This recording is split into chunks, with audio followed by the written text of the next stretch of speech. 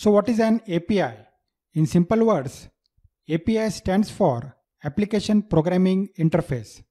It is an interface that allows two applications to talk with each other.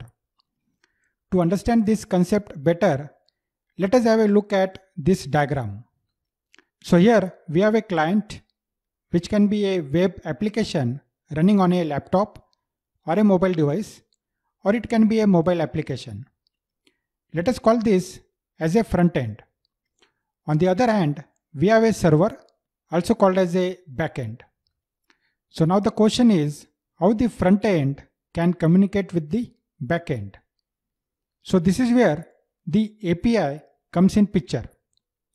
The back end implements the API and exposes it so that the front end can consume it. The front end then uses the API to send or receive the data and render the web pages.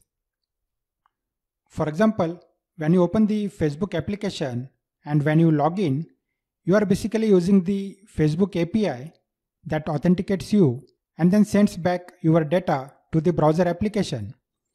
The application then renders the data and displays it on the browser. Now let us have a quick look at this image.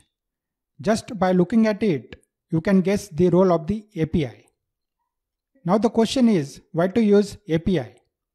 Why can't the front end and the back end speak directly with each other? The reason is simple, because they speak different languages. To understand this better, let us have a look at our client-server diagram again. Here you can see the languages that are used for the front end and the languages that are used for the back end are quite different. These are the programming languages. Typically, for a web application, for the front end development, the languages that are used are the HTML, CSS, and JavaScript. And for the back end, it can be Java or Python or PHP or any other back-end programming language. So we need something to address this language gap, and API does exactly that.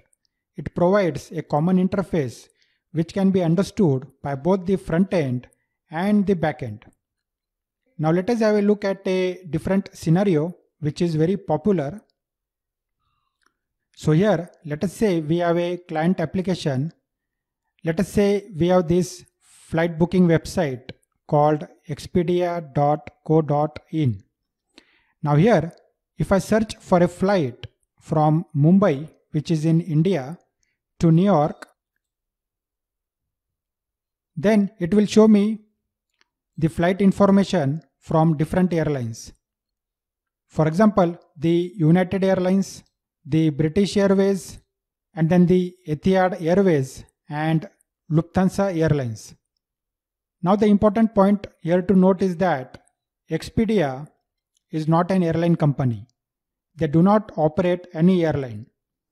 Then how are they able to show the flights from different airlines like the United Airlines, the British Airways, and so on? This is because of the API. So this is how it looks like. The British Airways server exposes API that can be consumed by the Expedia backend server to get the flight information like the flight details, the pricing, and then to book the flight. The Expedia backend server then sends the data back to their front-end application, which then with the help of the browser displays the flight information and allows user to book the flight on their website. As simple as that. This also benefits the user because the user don't have to go to each airline's website to search for the flights. User can simply search flights from all the airlines on expedia.com, then compare the prices and then can easily book the desired flight.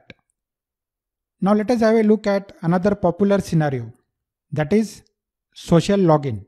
You would have observed that for many third-party applications, you can use your Gmail, Facebook, or Apple accounts to sign up and to log into those applications.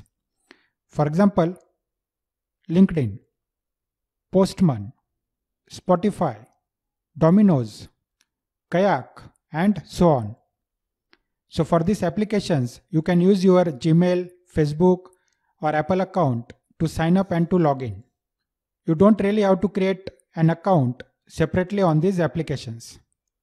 So all this is possible only because Gmail, Facebook, and Apple, they have exposed their APIs for public usage. These APIs are used for authenticating the user and allowing access to the third-party application. There are many such usages of API. It's a very huge market. As an automation engineer, our job to validate these APIs is very, very important. A working API is critical for the business success. I hope in this lecture you understood the concept of API. So in the next lecture, we are going to have a look at what is REST API. Thank you for watching this lecture.